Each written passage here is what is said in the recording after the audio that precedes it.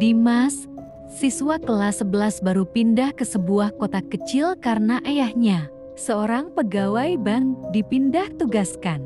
Ia masuk ke SMA Negeri 3, sebuah sekolah tua yang gedungnya peninggalan zaman Belanda.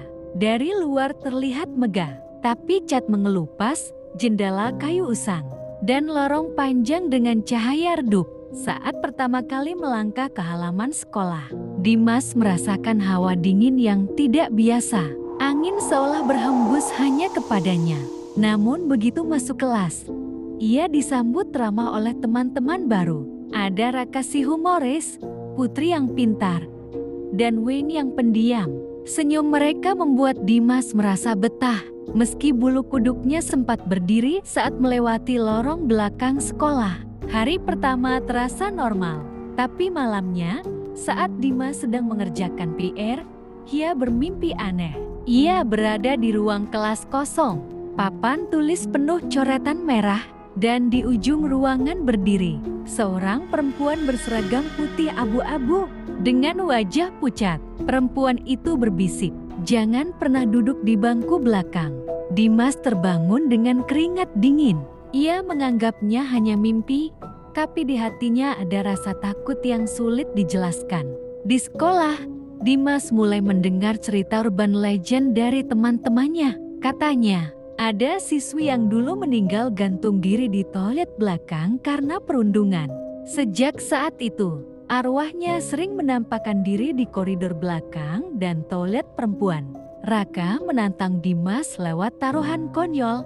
"Kalau berani, coba deh ke toilet belakang pas istirahat." Dimas memberanikan diri. Lorong itu sepi, cahaya redup, bau lembab menusuk hidung. Saat masuk toilet, ia melihat sapu tangan putih tergeletak di lantai, basah oleh air yang entah dari mana. Ketika menoleh ke cermin, di belakangnya terlihat bayangan perempuan pucat, menyapu rambutnya dengan tangan berdarah. Dimas terjatuh, menjerit, lalu lari keluar. Teman-temannya mengira ia bercanda, tapi wajah pucatnya tak bisa bohong. Sekolah itu dulunya adalah asrama putri zaman Belanda. Konon banyak siswi yang disiksa karena dianggap membantu pejuang. Beberapa dipenjara di ruang bawah tanah yang kini jadi gudang sekolah.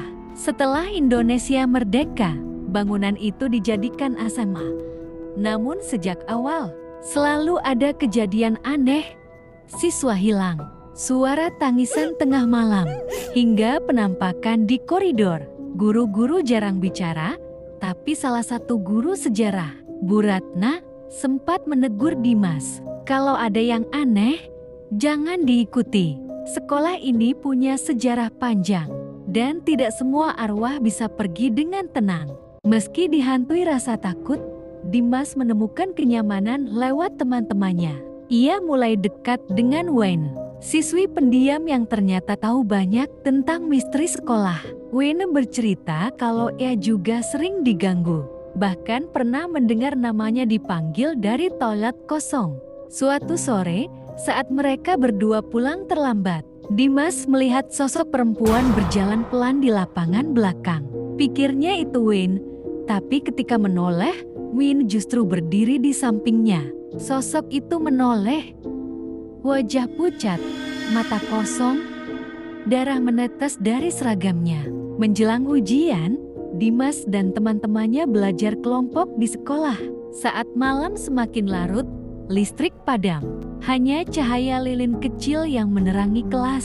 Tiba-tiba papan tulis bergetar, Kapur menulis sendiri, "Kembalikan aku." Seketika angin kencang menerpa, pintu berderit, dan bayangan perempuan muncul di belakang kelas. Dimas memberanikan diri bertanya, "Apa yang kau inginkan?" Arwah itu menunjuk ke arah toilet belakang. Mereka menemukan sebuah loker tua yang terkunci. Saat dibuka, ada buku harian kusam berisi curhatan siswi yang dulu bunuh diri. Halaman terakhir penuh dengan tulisan berulang, "Aku sendirian, aku sendirian." Setelah kejadian itu, arwah semakin sering muncul, tapi kali ini lebih tenang. Seakan kehadiran Dimas membuka jalan untuk didengar. Wayne lalu mengaku, dialah satu-satunya saksi saat siswi itu dibully beberapa tahun lalu, tapi ia tak pernah berani bicara. Sejak itu, arwah selalu mengikutinya. Dimas merasa kasihan sekaligus marah. Ia mengajak teman-temannya mengadakan doa bersama di aula sekolah untuk mendiang siswi itu. Namun saat doa dimulai, sosok arwah muncul, bukan untuk menyerang, melainkan menangis. Perlahan, tubuhnya memudar hingga hanya menyisakan sapu tangan putih yang jatuh di lantai. Setelah malam itu, gangguan berkurang. Sekolah terasa lebih damai, meski kadang masih ada suara langkah kaki di koridor kosong. Dimas tetap bertahan di sekolah barunya. Ia merasa bahagia punya teman, meski harus hidup berdampingan dengan misteri. Namun suatu pagi, saat masuk kelas, ia terdiam. Bangku belakang bangku yang dulu kosong kini terisi. Seorang siswi asing dengan seragam putih, abu-abu duduk sambil tersenyum kepadanya. Wayne menatap Dimas dan berbisik dengan wajah pucat, "Itu bukan murid baru."